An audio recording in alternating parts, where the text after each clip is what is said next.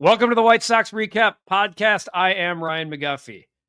We talked last week on the podcast, me and Brian Anderson, about Colson Montgomery and what if this is the real Colson Montgomery and what it could mean for the White Sox moving forward. And then since then, Colson Montgomery has continued to do Colson Montgomery things, hitting 10 home runs in just 32 games, the third fastest White Sox ever. Well, yeah, what if he is that Colson Montgomery? Can the White Sox actually move their timeline up because everybody else is starting to fall in line as well? What does that look like? What does moving the timeline up mean? Can the White Sox actually contend in 2026? All of that is going to be discussed on this edition of the podcast. But first, a quick timeout for something serious. Our friends at the Illinois Tollway have introduced the If Only campaign. If only I had slowed down. We've all said it before, the Illinois Tollway's campaign, If Only, and it's a powerful reminder that speeding doesn't just put you at risk, it affects everyone on the road. Every crash leaves someone wishing they had done things differently, so take the extra time, slow down, save lives, including yours, depend on it. I have a list of pending free agents for 2026. Yes, we are going to go over some of them because, in my opinion, if we're talking about contention, we're talking about spending.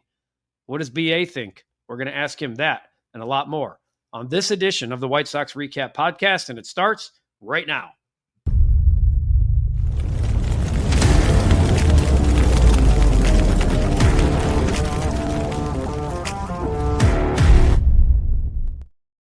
There he is, Brian Anderson, back on the podcast, and we talked last week about Colson Montgomery's impact, and we've seen it only continue from there.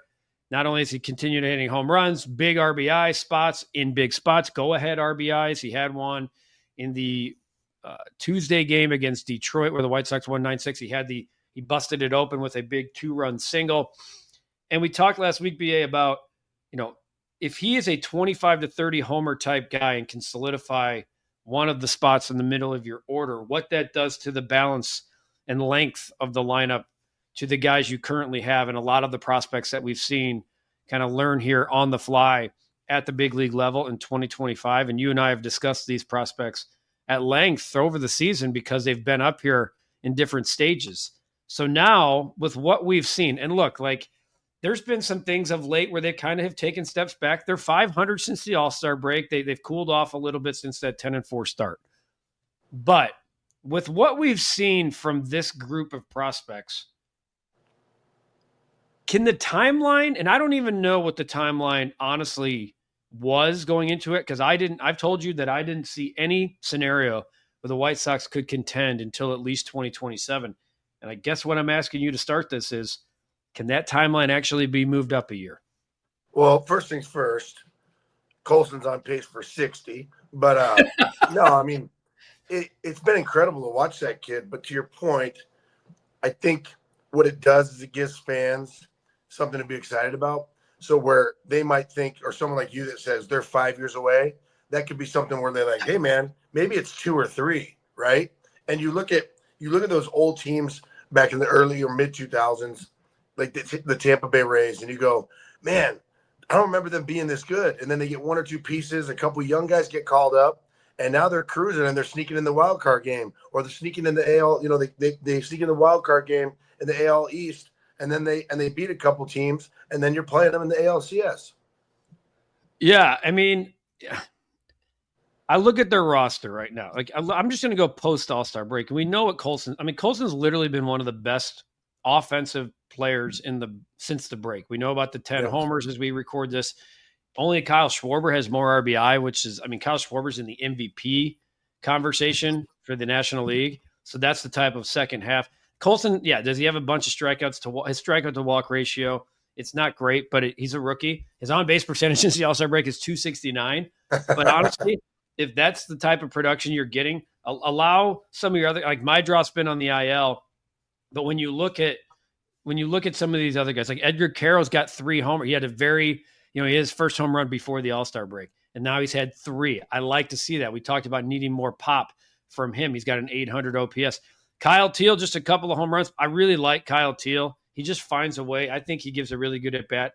Guys are starting to kind of find their way. Miguel Vargas is back from the IL. We know Luis Robert We know for a fact he's back in 2026. Like that's their pick. They didn't trade him. We know they're picking up the option. We heard what Chris Getz had to say about him. So there's enough pieces in place. And then Braden Montgomery and some of the guys still pending. I don't even want to talk about pitching right now. Just some of the offensive players. And there might be some regression. Like I wouldn't be surprised if Colson took a step back with some of these power numbers as we get to September. But have you seen enough to warrant, and Chris has said this, Chris has said that they do plan to spend in 26 in this offseason, unlike this year. To temper excitement, I don't see a 9-figure deal coming. They're not going to sign the first $100 million player in White Sox history this offseason. But I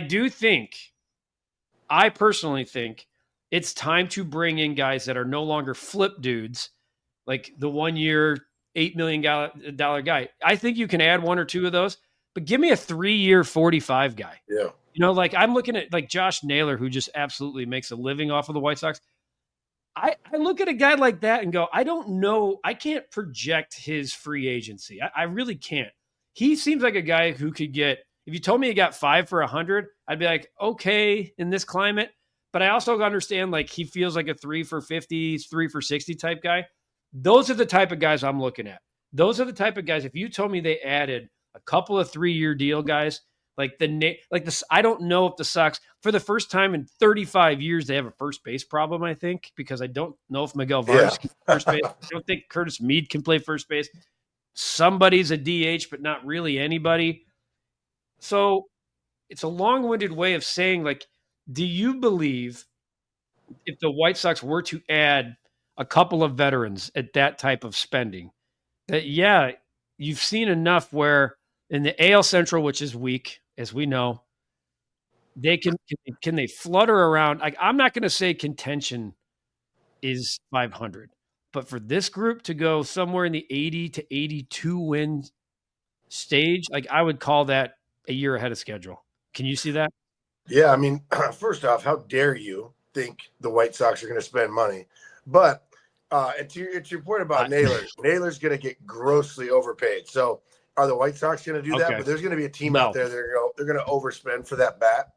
And in regards to Colson Montgomery, I hope it's not this year, but there'll be a point this year where he's going to slump. I mean, it's going to get ugly. It's called baseball. I mean, I watched Jermaine Dye hit 2 home runs in a game and just look like he couldn't get out. And I believe it was the same series in Kansas City.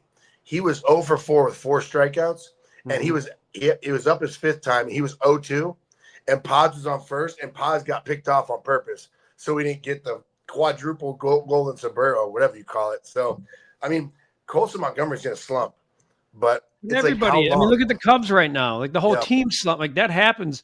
The point is like when your star slumps, there's 2 or 3 other guys that are cruising and picking you up, not 9 guys all going in the tank at the same time. Yeah, it's like, but he's going to slump. But the crazy part is the White Sox have been relying on him so heavily right now because his bat's been so great.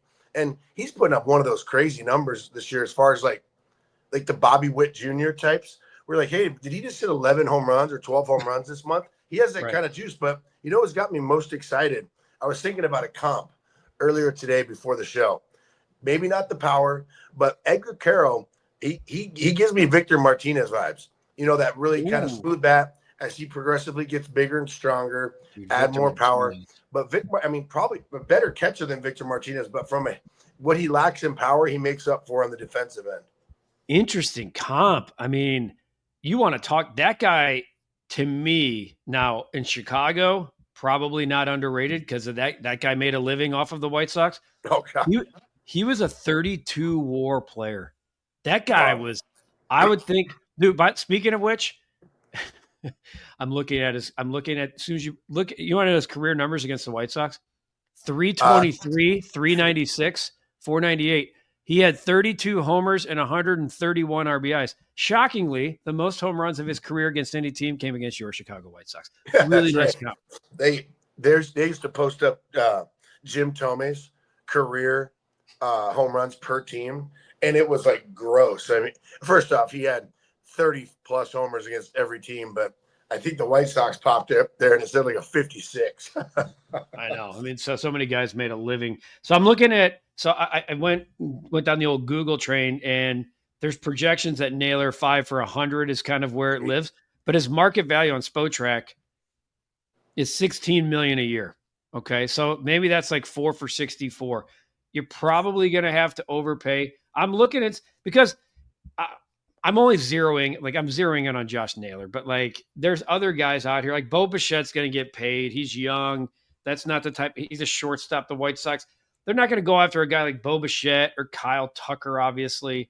But then you start going down the line here, like Duran from Boston is an outfielder. That I think. Like I think the White Sox.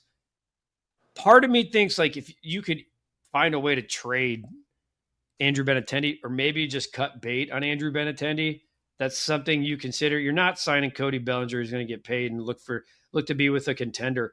But you start going down here, BA, and like Cedric Mullins. Like I'm not going to give you sexy names, but I'm going to give you names that are. I like the Cedric Mullins call though. Cedric I've been Mullins. a big fan of him from afar, and that's a justifiable sign right there. You go get him for like maybe a 4 for 80 and put him in center field or let him roam around and rotate. Man, like, and I'll tell you what, it's Baltimore, and Baltimore is a great place to hit, but that kid could come here and do something special, hit 25, 30 home runs, play a great defense and see what happens. But I like that kind of sign. I thank you. That's because that's the kind of sign I think, to me, if we're talking about contention. And then I haven't even I do think you need, and Martin, like in all fairness too, like Chuck, our guy Chuck, and you're doing great work over at CHSN now with Chuck.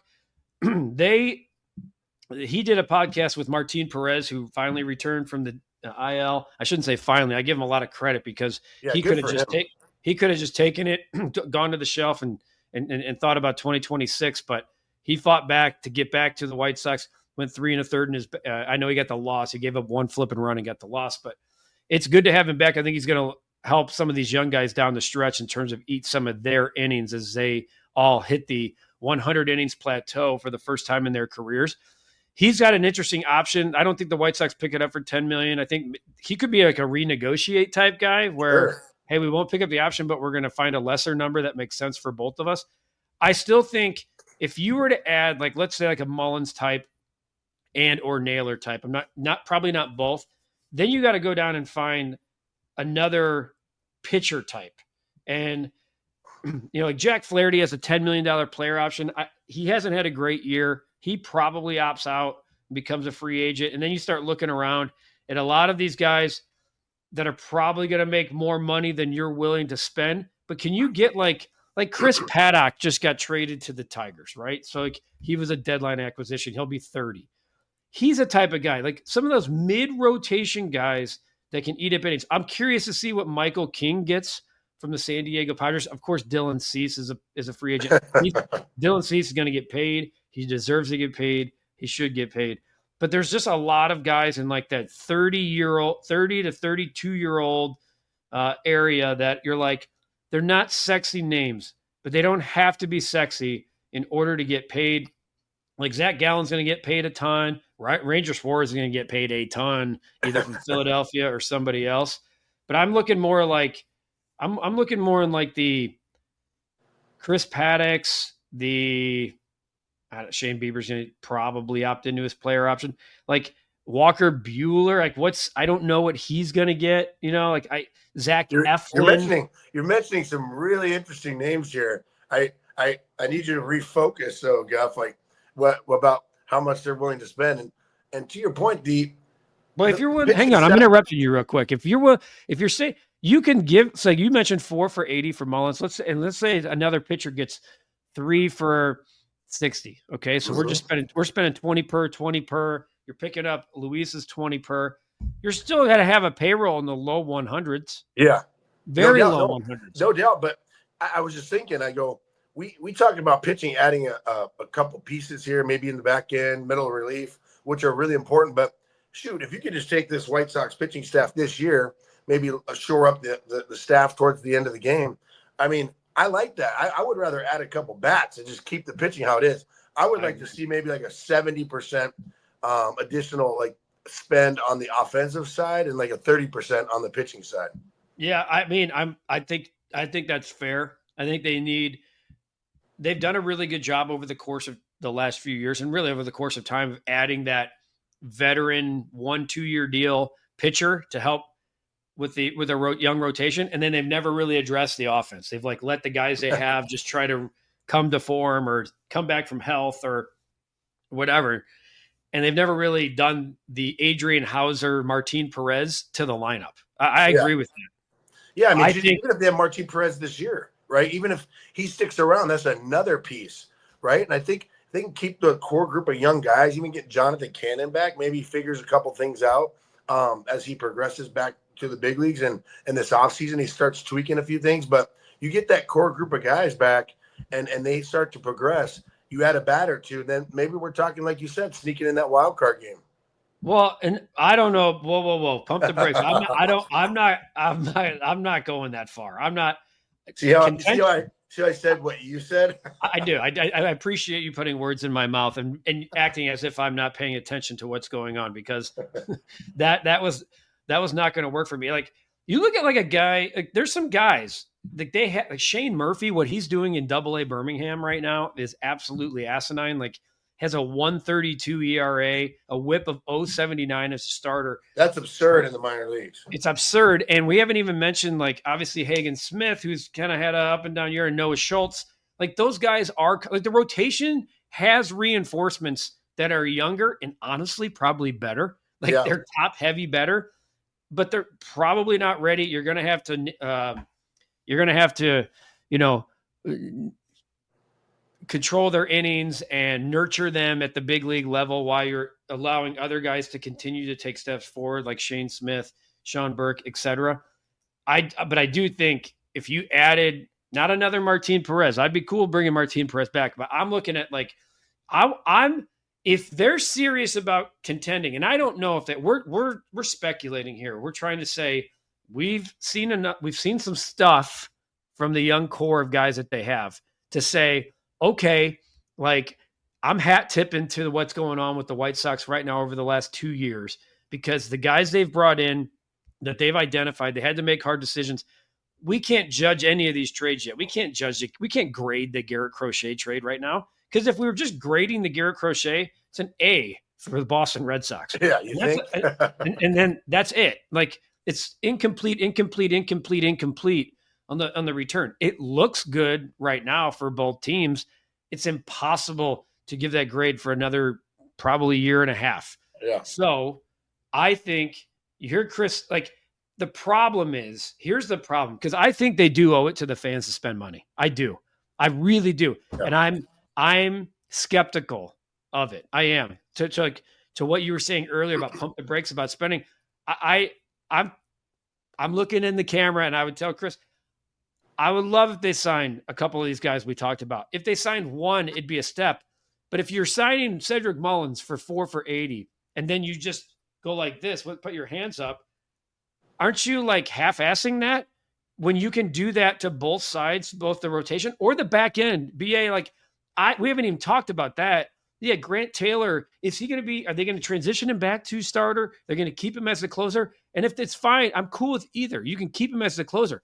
You need to spend on some dude in the 8th or 9th inning. And I don't care if that's a 1-year deal, maybe a 2-year deal. I don't care about, like, but they are 9-26 in 1-run games. They are 9-26. Yeah. It's horseshit. It's really bad. And think about if they were that's 37 or 35 games, right? So let's say they're 17-18.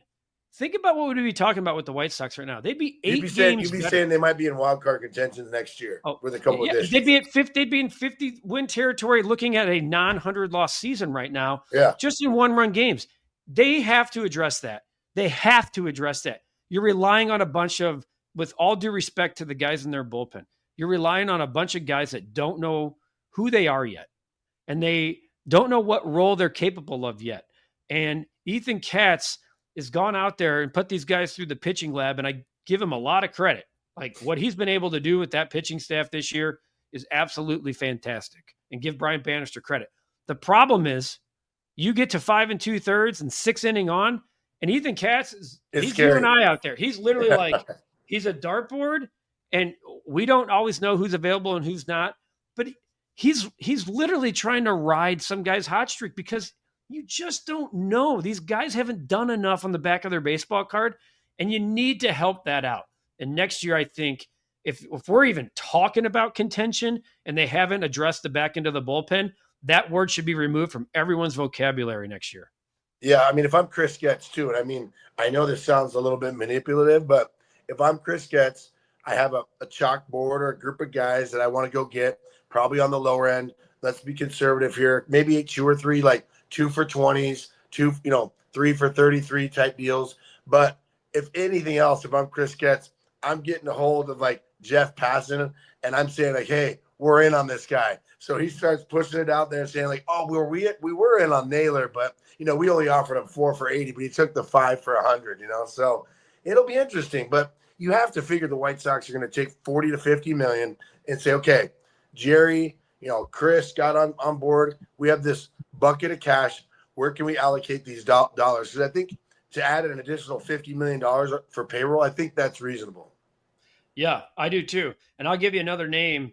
Like, give me a guy like Kyle Finnegan to be the back end. Like the guy, these guys never want to give up that role of the 9th inning as they get older. And that's fair. They should not be sitting there going, yeah, I'll settle into my age and where I deserve or where I belong. He'll be like 34 years old. Yeah. He might have to contemplate 1 for 15 from a team that's, a playoff team, or 2 for 22 with the White Sox, and try to, knowing he could be flipped, by the way, at the deadline if he pitches well, but he's guaranteed to close.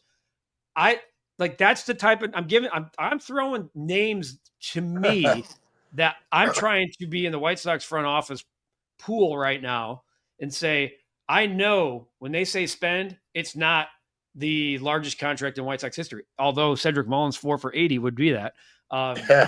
Insane. But I don't see $100 million guy. I do see 3 or 4 dudes in that $60 to $80 million range and lower that could make this team really freaking interesting. Really freaking interesting, because you have a manager that the clubhouse respects and likes, and they have something going on from top to bottom, and I'm talking through the minor leagues, for the first time in a long-ass time, for decades, first time in a long time. And with the right allocations, the right spending, and it would still put you near the bottom in payroll. It would probably still protect you for the most part from a strike in 2027.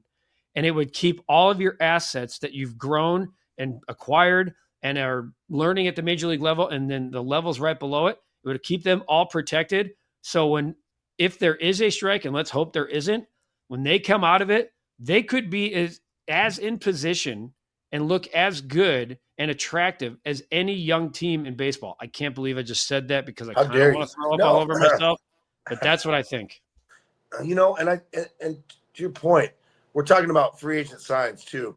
White Sox got some trade chips in the minor leagues, and with Will Venable's connections, and remember all these guys, Banny, Josh Barfield, you got, Katz, Getz, these guys all have extremely good connections throughout baseball. And don't think that like Will Venable's not keeping his eye on a few guys maybe down in Texas, that he goes, hey, they're I know that he's not doing great for them, or they're over this guy or down on this guy. We could probably go give them a couple trade chips and go get a back end guy, or go get a middle of the rotation starter, or maybe go get one of those pieces that they have in the minor leagues that just needs a change of pace. So I look at them to get creative through the trade realm as well. As long as you're not getting like younger and more projects, unless it comes at the expense of like you're getting rid of bad money on top of it and paying down like some of Andrew Benintendi to acquire that guy.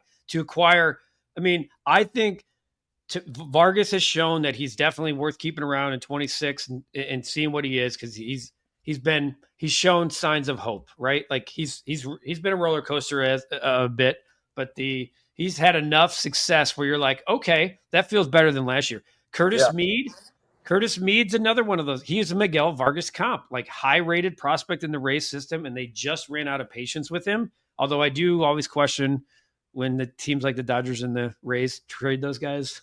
But I'll give the White Sox the benefit of the doubt. I'll give them the benefit of the doubt. Like there might be a couple of wins. And that, I mean, Adrian Hauser was the trade, so that was a win. Eric Fetty was the trade, and like those are wins when you are able to bring those guys in and get stuff out of them.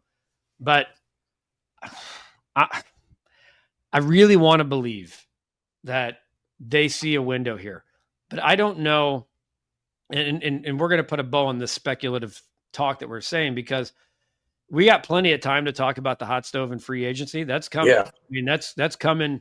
When this season, as soon as this season goes dark for us, we start looking at the roster going forward. But I guess I'll ask you this. I'm going to lose the word contention. How about that? Do you think the White Sox, do you think the White Sox can be a 500 or better team next year? I absolutely do. I think this year you brought up two great points. You go add two pieces on the offensive side and maybe one back end bullpen guy, and then you go and you win. You know, you play 500 ball in those 1-run games. It's not great. You don't have to be a great team to play 500 ball in 1-run games. You just have to be able to close. And so I think if they're on the other side of that percentage wise, like instead of being so drastically bad at 9-30 something or 9-25, you go, even if you go, 15 and 23 or something like that. Anything like a lot, you just can't be single digits and double digits. So I think if you do that right there, you're around a 500 team. Yeah, and like for everybody, it's like, well, I do want to say, I'm looking at the White Sox since here. I'm going to pull up MLB records since June 1st, and again, I want to preface this by saying, well, we don't want to give, the White Sox they're under 500 and we're sitting here talking about the good stuff. I understand that. But like we're looking at this team as the worst team in the history of baseball a year ago. And now we're talking a year Soon later. They won't be. We're talking a year later about the possibility of them being in contention or being a 500 club. And I think that that's important. I really do. I think that that's important. And when you look at, I wanted to look at since July 1st here. I mean, the Brewers are doing like historic things. So what the Brewers are doing, like they're 38-9 their last 47 as we tape this, which is absolutely insane. But you look at the White Sox, okay? Since July 1st, the White Sox are 16-21. Is that world-beating baseball? Absolutely not. But I'm going to say this. They have a same record as the New York Yankees in that time. They are a half game better than the LA Dodgers during that time. They are a game. The Tigers are 17-20. The Astros are 18-19. The White Sox are playing right there with clubs that are going to the postseason thinking they can win a World Series. It's a 20% sample size of a season. Okay. Hey, but to your point, we're sitting there, we're going, no one's gonna freak out. You're like, man, Cappy might freak out if the Cubs are 16-21. Like, what are you doing? But for us right now, if we would have been talking before the middle of the year and said, man, the White Sox got off to a 16-21 start, we would be freaking out, being like, look at this team go. I know. And like you look at them since the All-Star break and they're right in the middle of the pack. I mean, the White Sox have a better record than the Astros, the Cubs, the Tigers, the Yankees, the Dodgers. That's since crazy. The All-Star break. That's crazy. So the question is, can you do it now for 162? I think they put April behind it. The roster looks a lot different than it did on May 1st, certainly April 1st. I'm going to answer the question this way as we put a bow on this.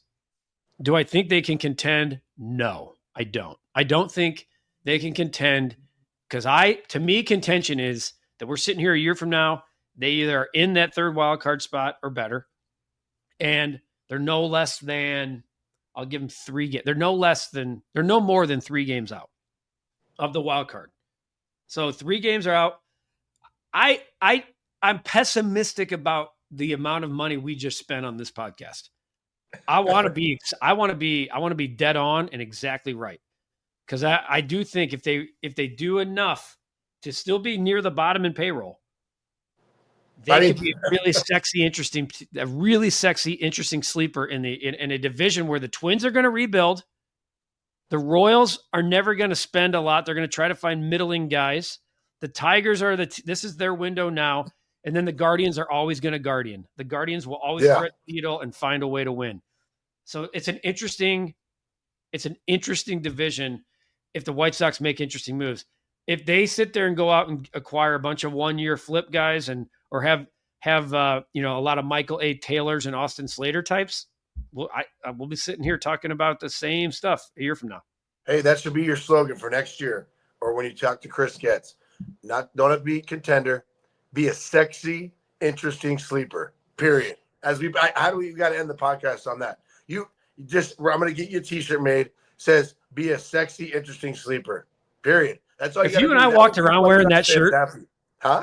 Could you imagine if we just walked around wearing that shirt? The amount of there'd be a lot of thinking. Interesting sleeper, Sox baseball, right? 2026. We go from the kids can play to sexy, interesting sleeper. I'm writing that down right now. Hold on. Sorry. Please writing that down. Please do. I have to. You write that down when I get our read in for our fine folks at the Illinois Tollway. Quick timeout to talk about something serious. We've all said it before. If only I'd slowed down. The ad campaign, if only, from the Illinois Tollway is a powerful reminder that slowing down doesn't put you at risk, or speeding doesn't put you at risk. It affects everyone on the road. Every crash leaves someone wishing they had done things differently. So take the extra time, slow down, save lives including yours. Depend on it. And the way people are driving on the Illinois Tollway these days, they're frustrated and pissed. I've seen it myself. I'm just happy to continue to maneuver through it. So happy to have the Illinois Tollway as a proud partner of this podcast.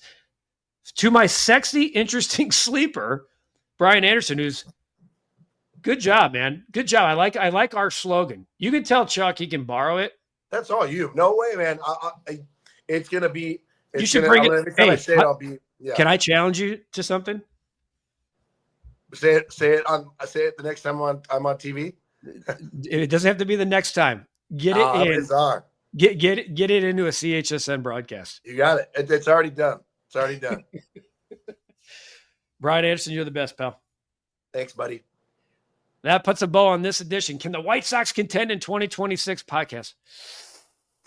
Ooh, a lot of what ifs, but man, sexy, interesting sleeper sounds pretty damn good. We appreciate you watching this edition of the podcast here on YouTube. Make sure you subscribe to the recap. Click that notification bell so every time a new podcast drops, you get the alert and you can listen to BA and I debate and talk about the next or most interesting White Sox topic or what's going on in the White Sox world.